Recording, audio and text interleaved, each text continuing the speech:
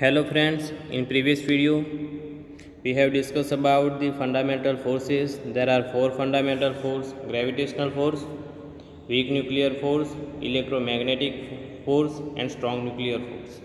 Now in this video we are going to study what is the unification of force.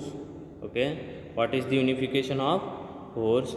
So the physicists are thinking that these four fundamental forces are the form of any one force. So this thought to unify fundamental force is known as unification of force. Okay, what is the unification of force? The physicist thinking that these four fundamental force are form of any one force. Okay, so these thought to unify these fundamental forces, that is known as the unification of force. In the tables you have given the name, this first column that is name of the fundamental force, second column that is relative strength, third one range and the object in which these types of the force can be arising. Okay, so now we starting from first column. Here you have given four fundamental forces, that is first one gravitational, weak nuclear, electromagnetic force and strong nuclear force. The second column gives the relative strength, but for that we consider that the force strength for strong nuclear force, that is 1. We consider this one, and in comparison to 1 this value is given. Okay, so we starting from strong nuclear force. Strong nuclear force has strength, that is 1. We know that the electromagnetic force is weaker than the strong nuclear force, so their strength is 10 to minus 2 comparison to 1. Similarly, the weak nuclear force has strength, that is 10 to minus 13 in comparison to strong nuclear force, that is 1. And gravitational force has minus 10 to minus 38 in comparison to 1. So from this table we conclude that the strong nuclear force is strongest force among these four fundamental force. So this relation is given by strong nuclear force greater than electromagnetic force, then greater than weak nuclear force and greater than gravitational force. So this gives the strength of these fundamental forces. Now third column that gives the range. What is the range in between that these fundamental force can be arising? So for gravitational force this range is infinite. That means if your object is, the distance between two objects is infinite, then also the gravitational force is there. Okay, because this is due to the mass of the objects. So in second one, that is weak nuclear force, this is very short. These types of the force will be arising in the nuclear process such as the beta decay. So this is very small distance between two particles, so at that time these types of these force can be arising. So that is range is 10 to minus 16 meters. This is very short range for weak nuclear force. Now third one, electromagnetic force. This force is act between two charged particles. Okay, so when two charged particles are very close or very nearer to each other, at that times these types of the force can be arising. And fourth one, that is strong nuclear force. We know that the strong nuclear force will be exist inside the nucleus only. We have atoms, at the center you have nucleus, in nucleus we have neutrons and protons. So between neutrons, protons and between protons, the attractive type force, that is known as strong nuclear force, but their strength is the radius of this nucleus. So at the outside this nucleus, strong nuclear force can be not present, not exist. So the range for the strong nuclear force, that is 10 to minus 15 meters. Okay, now this last column gives you the object in between these four fundamental force can be present or exist. So for gravitational force, all object in universe, because the gravitational force is because of the mass of the objects and the distance between them may be infinite, then also the gravitational force will be present. Okay, that strength can be decreasing with respect to the increasing the distance between object, but the small strength can be there whenever the objects in universe. Now second one, that is weak nuclear force, is between some elementary particles. What is the elementary particles? The electrons, the neutrinos, the positrons, the antineutrinos, These walls are elementary particles, and in that particles this weak nuclear force will be there. Now electromagnetic force, this force can be act between charged particles, nucleons. Nucleons means neutrons and protons. Okay, and heavier charged particles. Now fourth one, that is strong nuclear force. This is in between the elementary particles. Here notice that the strong nuclear force will be present between neutrons and protons, protons and neutrons, and neutrons and protons. It is not present between neutrons and electrons and protons and electrons, because we know that the strong nuclear force range, that is 10 to minus 15. That means the radius of the nucleus. But we know that in atoms, the central portion, that is known as nucleus. Inside the nucleus we have neutrons and some protons, and around them electron can be revolved. So electrons is present outside the nucleus. That means there is no strong nuclear force between neutrons electrons and protons electrons. Okay, so this gives the tabular representation of the strength range and which types of the object can be experienced. These four fundamental forces. Now Newton's tried to unify the terrestrial and celestial domains under the common law that is known as gravitation. Similarly, the Oersted and the Faraday conclude that the electric and magnetic phenomena never can be separables, or in general inseparables. Because of that, the force between charged particles is known as electromagnetic force. The name is combined between electric and magnetic because the electric and magnetic phenomena can never be separables.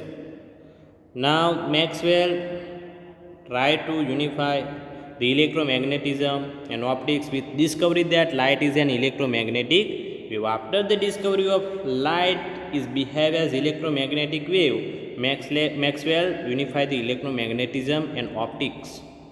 And Einstein tried to unify gravity and electromagnetism, but he could not success in this. Okay, so in short, the all physicists tried to unify all forces, but did not pursue the goal of unification of force. Okay, now our next question is, what are conserved physical quantities of the natures? That means the quantity which is not changed with respect to time, then we can say that that quantity is known as the conserved physical quantities. Okay, the physical quantity which is not changed with respect to time, then we can say that that is known as the conserved physical quantity. Now next, write law of conservation of mechanical energy, write an expression. Then first of all you must be know what is the mechanical energy. So mechanical energy is sum of the potential energy plus kinetic energy. Okay, so if this summation is equal to mechanical energy, so mechanical energy is conserved if they cannot change with respect to time. We take one example. Suppose we have one object which is free falling from some height to this is ground, and at the height h the object can be free fall. At the initial, this object has potential energy some values and kinetic energy is equal to 0, because at the starting initial point the object is rest, we consider object is at rest, that means kinetic energy is 0 and potential energy may be some finite value, finite value. But when the object start their motion, so this potential energy get decreasing and kinetic energy start to increasing, because now your object is in motion. So this is further proceed that the potential energy successively decreasing, a same amount the kinetic energy is increasing. At before the just hitting, the potential energy is equal to 0 and kinetic energy, that is maximum or some finite value, that is equal to the potential value at the initial time. Okay, and when we take the summation of these two energy at any instant between these time intervals, so we get that values is constants. That means the amount of the decreasing potential energy is equal to the amount of the increasing kinetic energy. Okay, so here we get the summation of these two, that is constant, that means mechanical energy will be constants. In initial, the object has 0 potential energy, no, it has some potential energy, but the kinetic energy is equal to 0. When object is free fall towards the ground, their potential energy is decreasing and kinetic energy increasing. At just before the hitting, the potential energy is equal to 0 and kinetic energy is finite value or some maximum value. But the summation of these two energy in between these intervals, we get the constant value, that is the mechanical energy. Here notice that we ignore the air resistance. But what happens when we consider the air resistance? So that is our next question. How energy is conserved when the air resistance is considered during the free fall of the stones? So when stones free fall, so at that times, this is the height h. So at that times we consider suppose the air resistance. So due to air resistance, this potential energy, in this case when we consider the air resistance, at that times the mechanical energy is not conserved. Why? Because the potential energy of this object is not transformed in only kinetic energy. It may be due to friction with air, it may be converted in heat energy. And at the ground, this object is hit with ground, so at that time sound will be emerged. So some potential energy may be converted in sound energies. So here notice that when we consider the air resistance, at that time the potential energy of the object is converted in heat energy, in sound energy. That means your mechanical energy in between these intervals, that is not constant or not conserved. Okay, but when we take the energy of this system, that means this stone and this all surrounding, that is equal to constant or conserved. Okay, when we take the initial energy of the objects, and after this one, with these systems we take the energy of the heat energy, the sound energy, and when take with the all summation, we get the mechanical energy is not conserved, but the total energy of this system, that is contain both the object and the surrounding, that is equal to constants or conserved. Okay, so in short, the energy can be conserved when we also consider the air resistance, but the mechanical energy is not conserved, but the energy of this object or stone with the surrounding, that is conserved. Okay, we take all summation, the potential energy, the kinetic energy, the heat energy, and then sound energy. Now next topic, that is give information about the law of conservation of mass.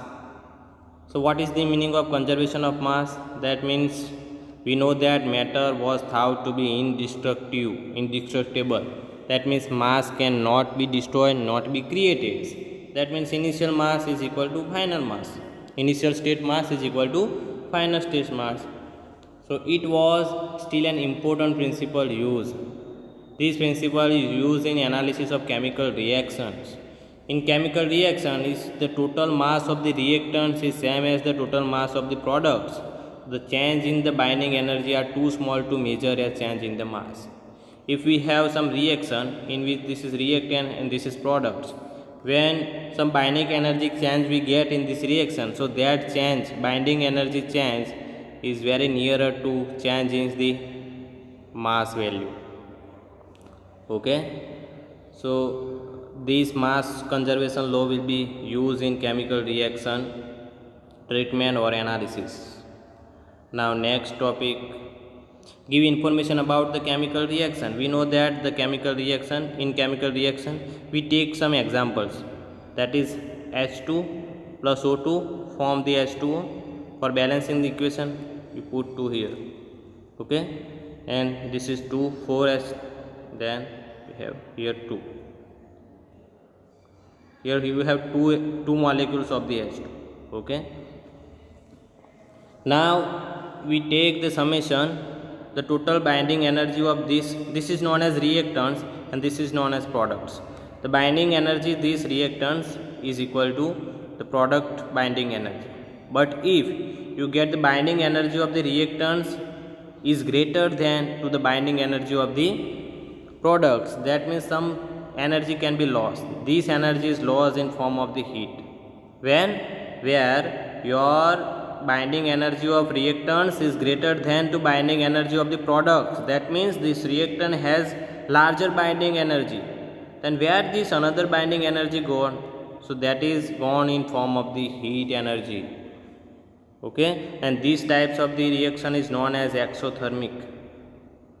In some reaction you get the product have the reactants have the low binding energy, but when you get the products it has the larger binding energy. So where we get this extra energy?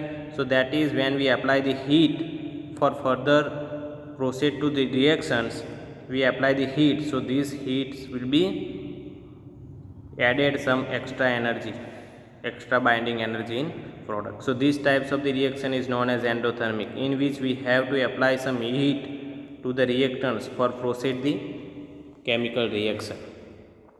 Now next one, write the equation of Einstein to relation between mass and energy. This is famous equation in physics, that is mass energy equivalent reaction E is equal to mc square, in which you have this is velocity of the light, speed of the light, okay, that is 3 into 10 raised to 8 meter per second. Okay, this relation is used in nuclear processes. Okay, mass get converted to energy.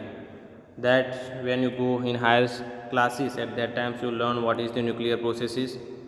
There are so many nuclear processes, 3, the alpha decay, beta decay and gamma decay. In that case we use these reactions. Okay, some mass can be get converted in energy. Now the next topic, that is explain the importance of law of conservation to solve some complex problem. If you have some dynamic of complex problem, at that times we not get some information directly. That complex problem involving some particles, different particles and forces, the conservation law can still provide useful results. When you have complex problems, at that times directly you not get any information, but by using the conservation law they give some useful results. We take some examples. We know that the complicated force that act during the collision of two automobiles, at that times we not get any information directly, but by using the momentum conservation law we can collect some information about the collision of two automobiles. Okay, also in the nuclear and elementary particles phenomena, the conservation laws are important tools of the analysis. The Wolfgang Pauli, that is physicist, they can be discovery the neutrino by using the conservation law of energy and momentum during the beta decay. What is the reaction of beta decay? So beta decay general reaction, that is neutron converted in protons plus electrons plus some particles. Where first times they can give this only this reaction of beta decay. This is the beta negative E, that is the beta decay. Okay, this is beta decay. But when apply the conservation law of energy and momentum, so this is not satisfied. So because of that, the Wolfgang Pauli put one more particles, that is known as neutrinos or antineutrinos. This bar is indicated for antineutrinos. So when he put the one more particles, at that time this energy and momentum conservation law can be satisfied. So these laws is important for discovery of the particles, that is known as neutrino.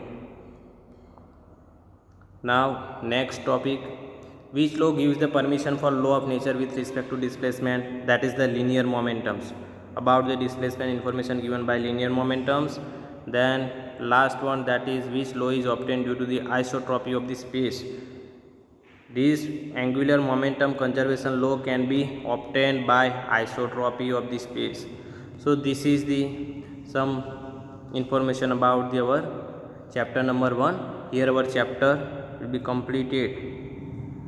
Okay, in these chapters we learn about what is the physics and why we need to establish these types of the branch.